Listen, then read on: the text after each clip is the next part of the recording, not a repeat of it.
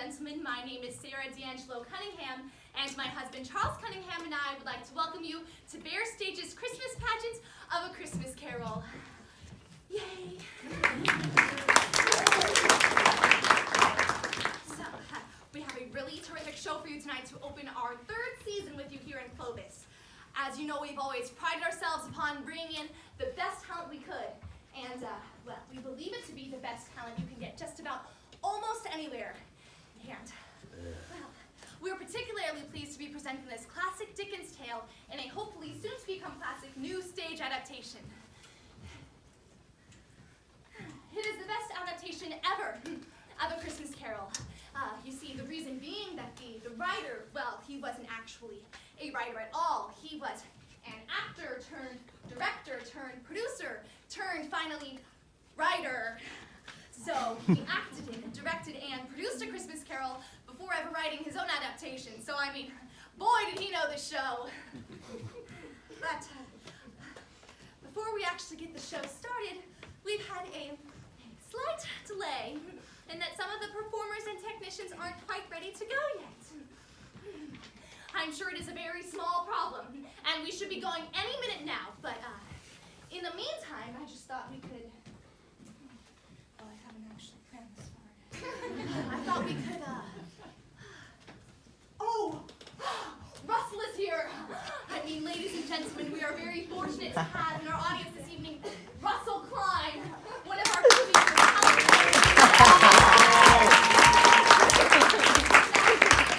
He's a wonderful... recorder player! Recorder. Hey.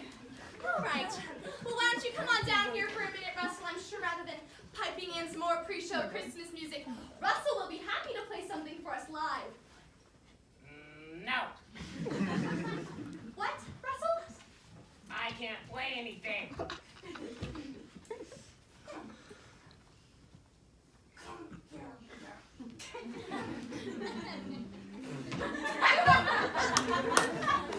Russell, it's Christmas. You can't say no.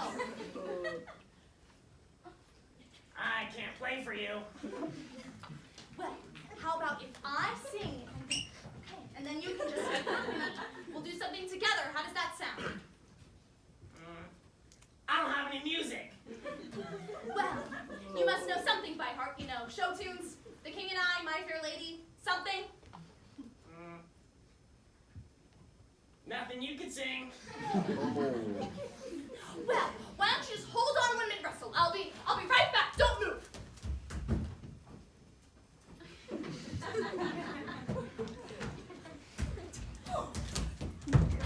I know everything in this pile. I really do. Come on, Russell. Come on. All right, you just look through this pile and you can pick out anything you like. I'll just have a little talk with the audience. So, some of you may know that I used to be an actress. It's been a little while, though. I was even in Cats on Broadway. It was a really unusual experience. I found myself being super obsessed with cat behavior. You see, I'd been in the show for about 2 years, and I finally realized it was time for me to leave when one day I was on the subway. You know, I was just sitting there, kind of zoning out, minding my own business, and I found myself doing this. It's a hairball. You know, it's a cat thing. Okay, why don't you just hit it, Russell?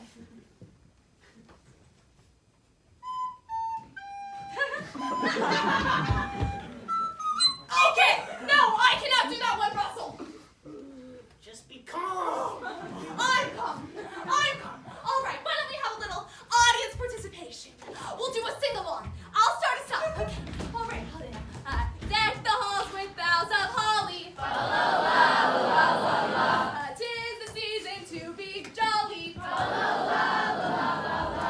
Don we now our gay apparel. Troll the ancient Yuletide carol. Thank you, ladies and gentlemen.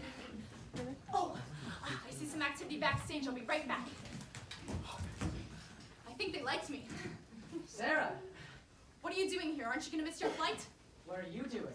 Entertaining our guests. My guests until the actors arrive. What's it to you? The actors aren't going to arrive. What? What do you mean? The snow is closed the pass, so they can't get back. Back? Back from where? They went skiing. And nobody told me? Well, yeah, they thought you might get a bit uptight about it. Well, they were right! Get a grip. There's people out there. Oh, jeez. Ladies and gentlemen, we ran into a slight glitch. I'll be right back with you. If I could just have... Oh, Russell, could you come out here for a minute?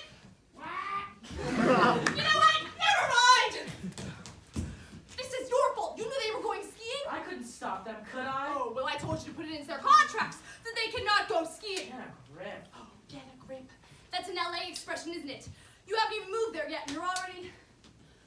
Wasn't your flight supposed to leave by now? Yes. And? The actors are snowed out, which means I am snowed in. Oh, and what about the crew? They went skiing too? Yes. All of them? That's right. What are the odds of that? You know, hiring an entire cast and crew that skis. Well, a few of them could read books, or do macrame, or something safe. If I had even a few of them, I could do this turkey. The audience knows the show anyway. It's like doing the Nutcracker every year. You really should tell them. Well, why don't you go out there and tell them? Well, you're out. Telling them, tell them you're running out on them. Forget your wife and 4-year-old son. You owe these people something too. They supported us for 2 years. So we could do what? Huh? Look at you. What? You haven't bought a new outfit in 3 years. They're black. Goes with everything. You know what I'm talking about. Aren't you embarrassed? Only by what I'm looking at right now. Well, I'm sick of the way we live. I have an opportunity to make a lot of money. A ton of money in Los Angeles. Doing something I like. Oh, something you like. Yeah, writing. Writing. For the Wheel of Fortune? It pays well. Writing chit-chat for Vanna White? Oh, what's wrong with Vanna White? She's blonde.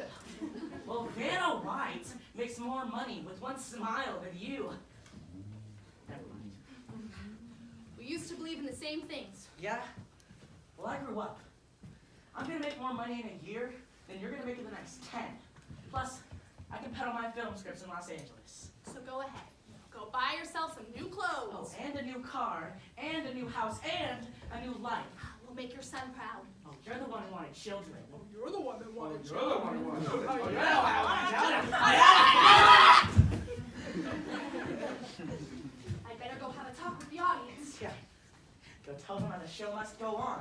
Well, Mr. Money, if the show doesn't go on, not only will I have to give them their money back and probably close down this whole operation, but I won't even have anything to buy my son Christmas presents with. Yes, which you probably couldn't do anyways with the measly existence you make here. But what is Christmas time to you but a time for paying bills without money? A time for finding yourself a year older but not an hour richer. I'd forgotten what a memory you have for lines. You could probably recite this entire show, couldn't you? Yeah, every pukey line of it. We've done it enough times. That's it then. What's it? You and I are going to do the show. You never give up, do you? Nope, I don't. Well, forget it. I'm not going to do you any more favors.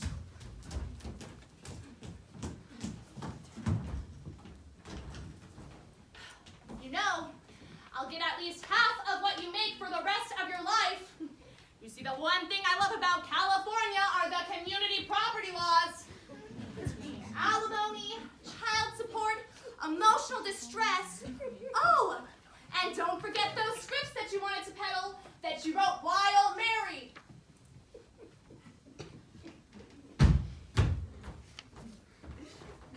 You wouldn't do that. Oh yeah, try me. Picture us up in front of a judge. Oh, Your Honor, even Scrooge wouldn't have walked out on his own son. That's ridiculous. I can't play 6 or 7 characters at once. Well, I'm well aware of your limitations. You do Scrooge and I'll get everything else. Including lights and sound? Yeah, they're right off stage. Wonder Woman. Just take it as your opportunity to make me look like a fool. Look, I do this, you don't ask me for anything, right? You do this and I won't ask for everything. Just put what's left of your heart into it. Yeah, like I actually believed in it. Ladies and gentlemen. Charlie, won't you join me out here, please?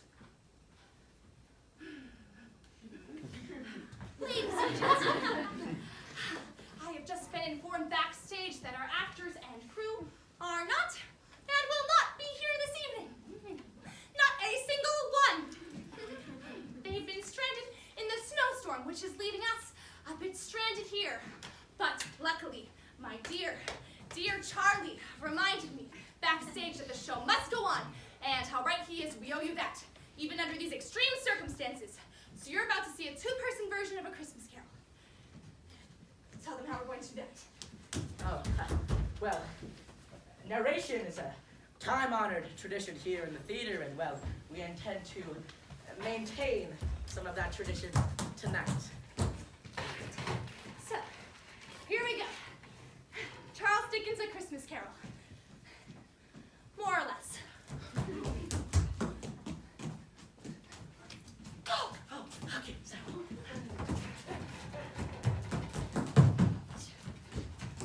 Marley was dead! Yes, Marley was dead to begin with. There is no doubt whatever about that. Oh, and the register of his burial was signed by... No. Just it's stuff we need. No, Marley was as dead as a doornail. I don't mean to say that I know of my own knowledge what there is particularly dead about a doornail. I might have been inclined myself to regard a coffin nail as the deadest piece of ironmongery in the trade. There is no doubt that Marley was dead. And Scrooge knew he was dead. How could it be otherwise? Scrooge and he were partners for, gosh, I don't know how many years. That Marley was dead must be distinctly understood, for nothing wonderful can come of the story we are going to relate. Scrooge never painted out old Marley's name on the sign. There it stood years afterwards above the warehouse door. Scrooge and Marley. The firm was known as Scrooge and Marley. Sometimes people nudes the business called Scrooge, and sometimes Marley. But he answered to both names. It was all the same to him. Oh, but he was a tight-fisted hand at the grindstone, Scrooge. A squeezing, wrenching, grasping, clutching, covetous old sinner. Hard and sharp as flint, from which no steel had been forged out of the generous secret and solitary and self-contained as an oyster. Oh, I'm sorry, I don't understand these lines. Oh.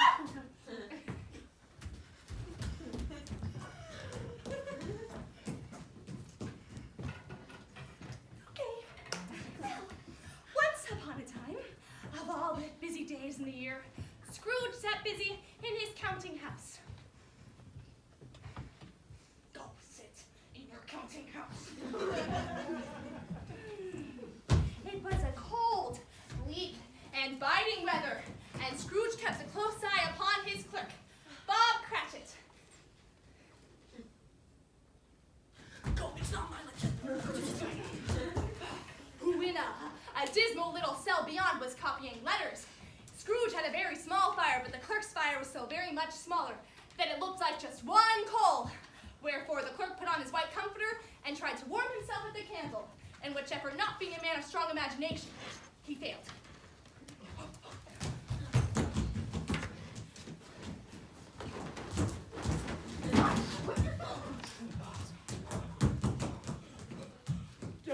Merry Christmas, Uncle! God save you! Arrgh! Bah humbug. Why, Christmas a humbug, Uncle! You don't mean that, I'm sure! I do. Merry Christmas. What right have you to be merry? What reason have you to be merry? You're poor enough.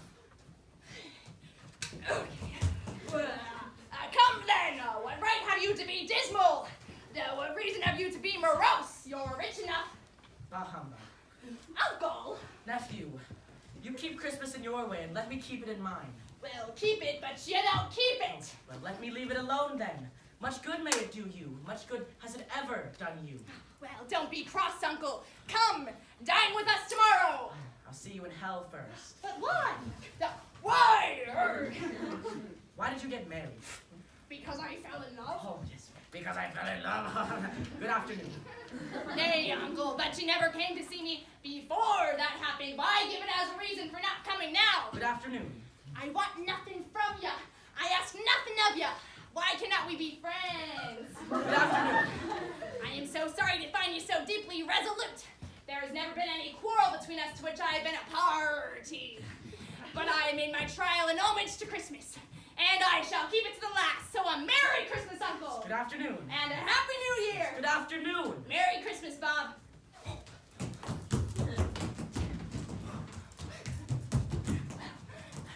A very Merry Christmas to you, kind sir. There's another fellow, my clerk, with 15 shillings a week, a wife, and family, talking about a Merry Christmas. Merry Christmas. He's poor. No, I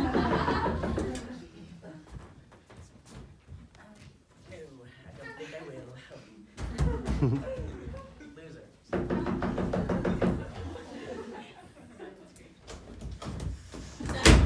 You were supposed to get the door. I couldn't see. Scrooge and Marley's, I believe. Have we the pleasure of addressing Mr. Scrooge? Or Mr. Marley. Mr. Marley has been dead these 7 years. He died 7 years ago, this very night. Well, I'm sure that his generosity is well represented by his surviving partner. At this festive season of the year, Mr. Scrooge, it is more than usually desirable that we should set aside some slight provisions for the poor and destitute who suffer greatly at the present time. Many thousands are in need of common necessaries, sir. Hundreds of thousands are in want of common comforts. Are there no prisons? Plenty of prisons. And the workhouses, are they still in operation? Why, they are. I'm very glad to hear it. A few of us are endeavoring to raise funds to buy the poor some meat and drink and means of warmth. We choose this time because it is a time above all others when want is keenly felt and abundance rejoices. What shall we put you down for? Nothing. Well, you wish to be anonymous? I wish to be left alone. Since you ask what I wish, gentlemen, that is my answer. I don't make myself merry at Christmas time. Christmas. Sorry. I don't make myself merry at Christmas time. Okay, that was unnecessary. Yes, okay. I don't make myself merry at Christmas time, and I can't afford to make idle people merry. I help support the establishments I have mentioned. They cost enough, and those who are badly off must go there. Although many can't go there, and many would rather die. Oh. Well, if they would rather die, they had better do it and decrease the surplus population. Good day, gentlemen.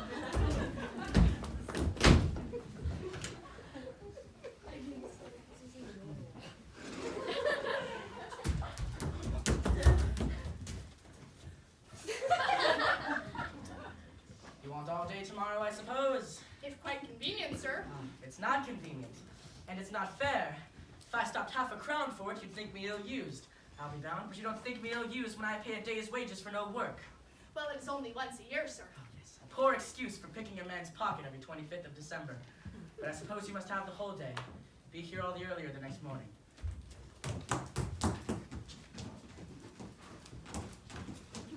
What now? The script!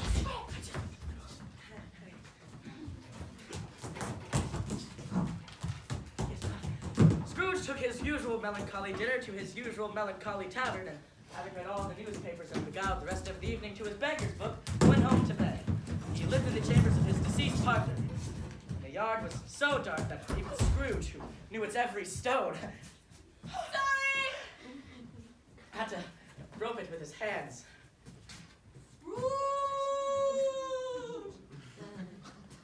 Bah humbug!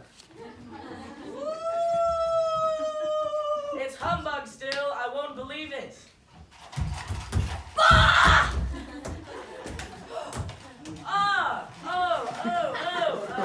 Who are you? Ask me who I was. Who were you then? In life, I was your partner, Jacob Marley. Can you sit down? I can. You it then. Well, you don't believe in me. I don't. What evidence would you have of my reality beyond that of your senses? I don't know. Well, why do you doubt your senses? Because a little thing affects them.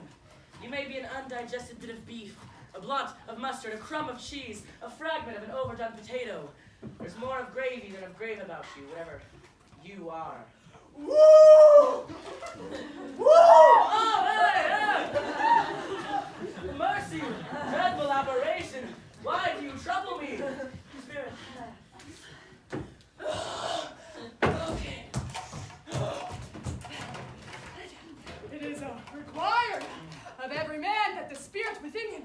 should walk abroad among his fellow men.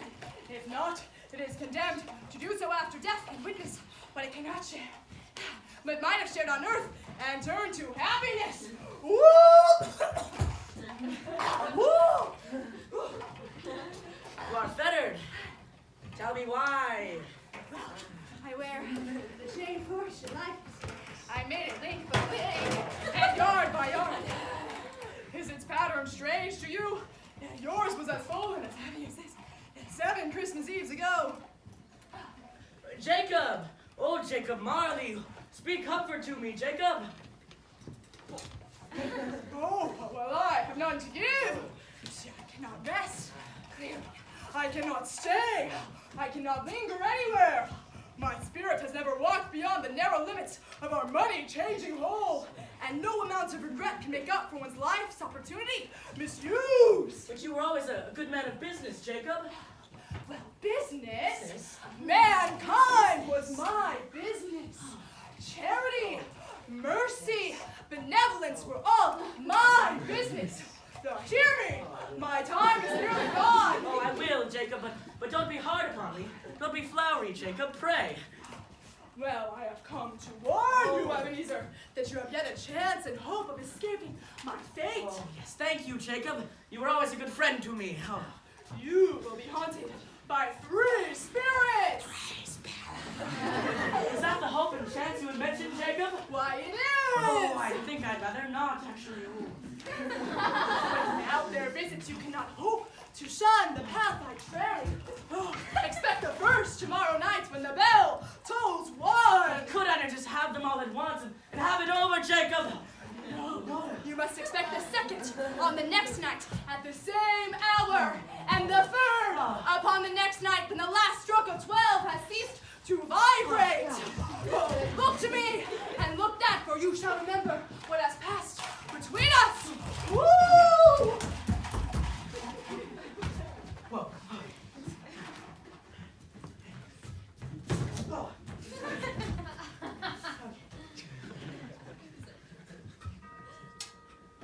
Quarter past.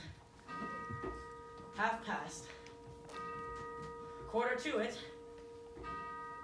The hour itself. 1 o'clock. Why, it isn't possible that I slept through a day and far into another night. It is impossible that the sun has changed. And this is the afternoon.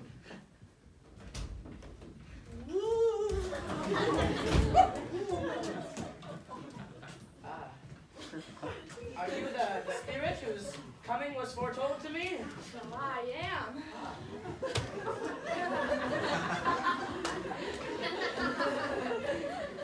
Who and what are you? I am the ghost of Christmas past. Oh, long past? No, your past. What business has brought you?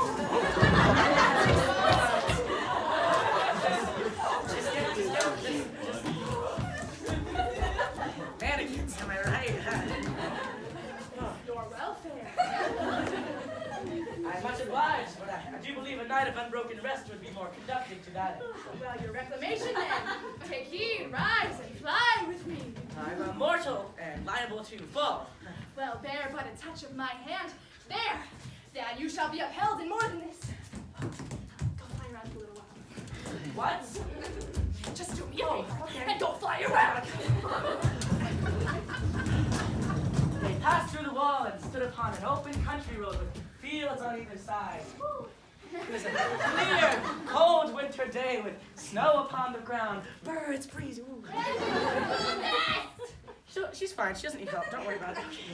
He was conscious of 1,000 odors in the air, each connected to a thought and care and joy, long, long forgotten. Okay. Try together. What? No, just forget it. No, I'm done. They're not the right time period. I'm not ready. I see you guys are getting into the spirit. It's nice. You think you're better than me or something? Here.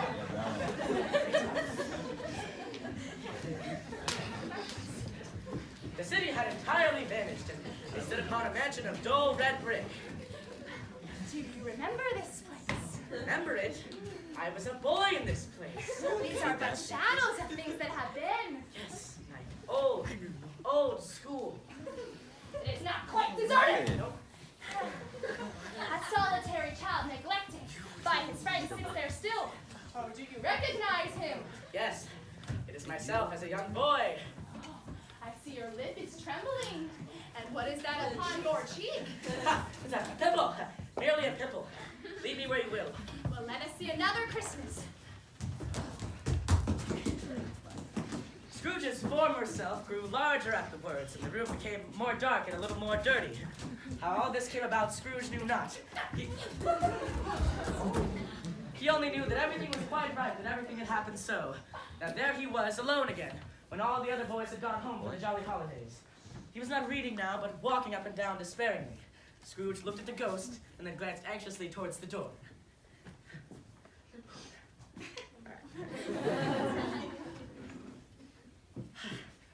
He glanced anxiously towards the door. Ta-da! Oh, I have come to bring you home, dear brother. To bring you home, home, home. Oh, home, little fan? Yes, Oh. home forever and ever. Home for good and all. Father is so much kinder than he used to be, and he spoke to me so gently one dear night when I was headed off to bed. When I was headed off to bed, then I thought that I should ask him once more if you might come home. And he said yes. You should. And he sent me in a coach to get you. And you're to be a man. And you're never to come back here ever again. But first, we're to spend all Christmas together and have the merriest time in the world. Yeah, you're quite a creature, little fan.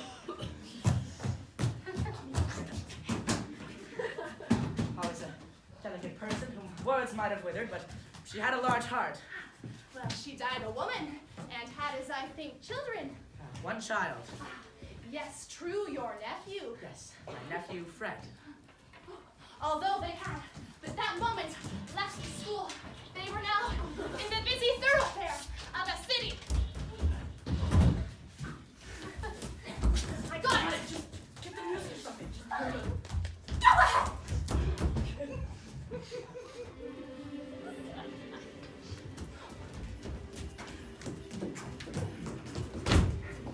The ghost stopped at a certain warehouse door and asked Scrooge if he knew it. Know it? I was apprenticed here. Oh, why, it's old Fezziwig.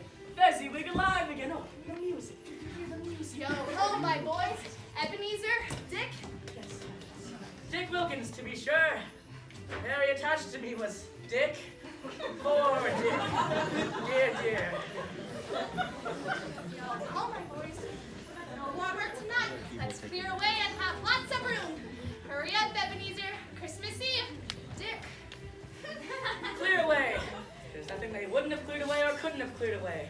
With old Fezziwig looking on, it was done in a minute. The floor was swept, lamps were trimmed, fuel was heaped upon the fire, and the room was as bright and dry as a ballroom you would wish to see upon a winter's night. Well, in came a fiddler with a big music book and set up to a lofty desk to make an orchestra of it, tuned like 50 stomach aches. And then in came Mrs. Fezziwig, one vast, substantial smile. In came the three Fezziwigs, beaming and lovable. Well, in came the 6 young followers whose hearts they broke. So sad. In came the young men and women employed in the business. Well, in they all came, one after another. Some shyly, Some boldly, some gracefully, some awkwardly, some pushing. some pulling. In the object, away the other way, 20 comes at once, hands down, front, back, the other way. Down the middle, up again. Round and round, in various stages of affectionate grouping. And then Mr. Fezziwig joined Mrs. Fezziwig for a dance.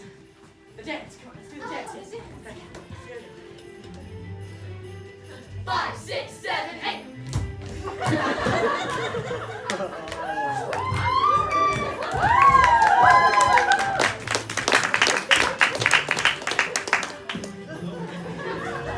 Okay, this one's just me, people. Here we go. Main event. I don't know this one.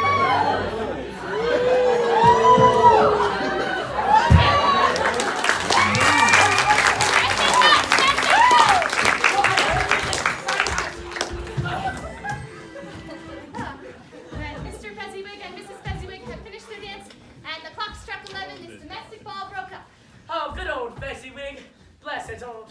doing? Such a small matter to pay to make these silly folks so full of gratitude. Small. Why is it not? He has merely spent but a few pounds of your mortal money. 3 or 4, perhaps. Oh, it isn't that. It isn't that, Spirit. Mr. Fezziwig has the power to render us happy or unhappy, to make our work light or burdensome, a pleasure or a toil.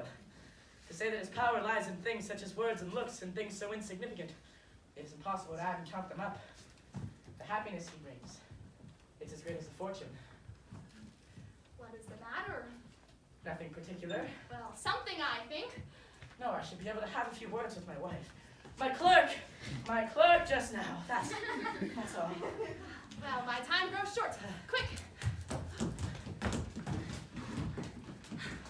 What are you doing? There's no one on stage. Isn't this the young Scrooge Bell scene? Right. It picks up in the middle. I thought we could start as we walk on together. Well, that's not a bad idea, actually. All right. Hey, you could come with me, you know, What? to LA. We can all move there together. What do you want, Charlie? I'm not asking for anything, I'm offering something. No. Fine. Ready? Yeah. Don't forget how warm and sweet Belle is supposed to be. You don't understand me. You don't even understand this play. Sarah!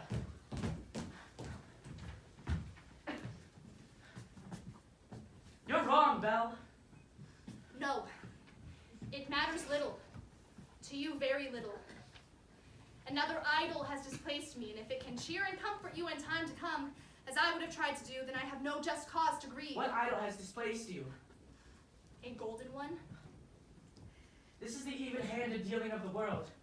There is nothing it is so hard on as poverty, and nothing it professes to condemn with such severity as the pursuit of wealth. But I have seen your nobler aspirations fall off one by one, until the master passion gain engrosses you, have I not? What then? Even if I have grown so much wiser, what then? I have not changed towards you. But our contract was an old one. It was made when we were both poor and content to be. You are changed. When it was made, you were another man. I was a boy. You are not what you were. I am. That which promised happiness when we were one in heart is fraught with misery now that we are two. How often and how keenly I have thought of this, I will not say. It is enough that I have thought of it and can release you. Have I ever sought release? In words, no. But in a changed nature, in an altered spirit, yes. If there had never been anything between us, would you seek me out and try to win me now? You think not? Actually, I care not. Because the question really should be, would I want you? And the answer is no. So I release you. I do. With a full heart, for the love of him you once were. This might even hurt you. The memory of what we used to have kind of makes me hope it will, but you'll forget it very quickly. May you be happy in the life you have chosen.